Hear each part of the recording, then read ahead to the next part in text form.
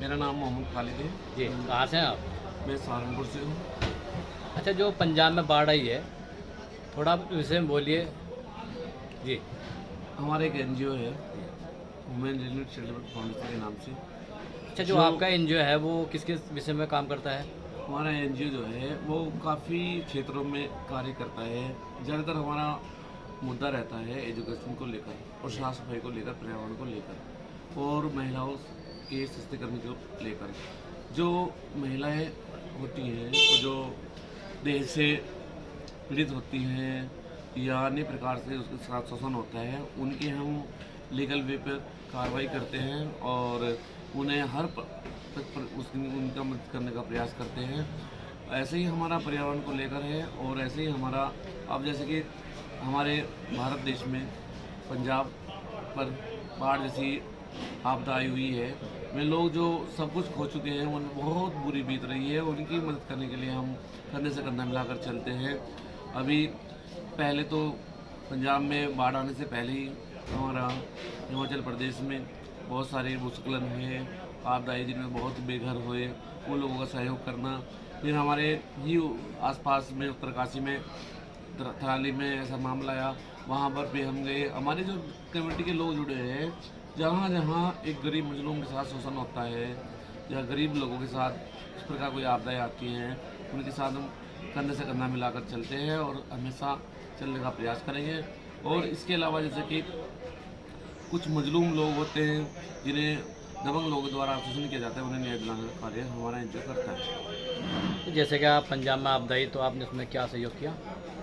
हम जैसे कि पंजाब में जो आपदाएँ आए, उनमें हमारी कमेटी का बहुत सहयोग रहा। हमने लगभग 15-20 टन आटा और चावल भेजने का कार्य किया।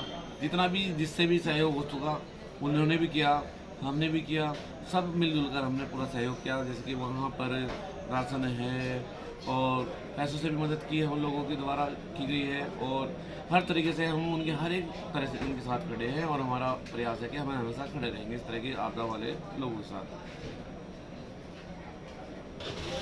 जैसे हिंदू मुस्लिम भाईचारे के बारे में बोलिए आप।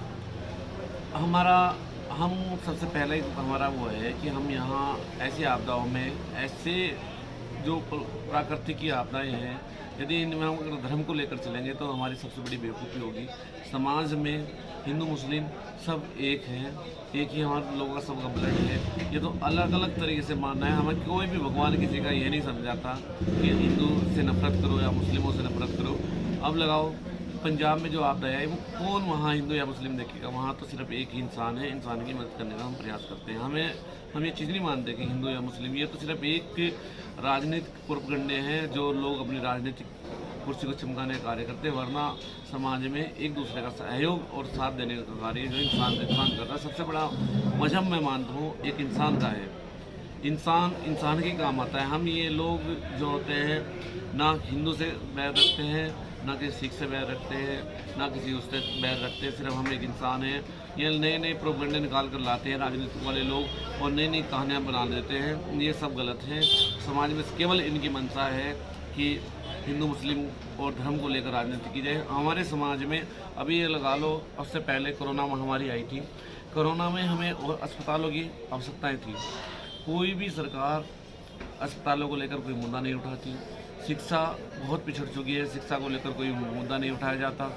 और नवयुवक जिनकी उम्र नई नई भर्तियों में जाने की है, पुलिस की, आर्मी की, और जिनकी इच्छा है कि वो देश की सेवाएं करें, उनकी भर्ती और डेट निकाल देते हैं, उनकी उम्र निकल जाती है, ना वे कामयाब हो पाते हैं, ना कुछ हो पाता है। इसलिए मेरा एक सरकार से भी और लोगों से भी ये है कि आप ऐसा अपना राजनीति चुनें जिससे कि शिक्षा पर ध्यान हो और समाज के और देश के विकास के पर ध्यान हो, ना कि किसी धर्म और जात पर ध्यान हो।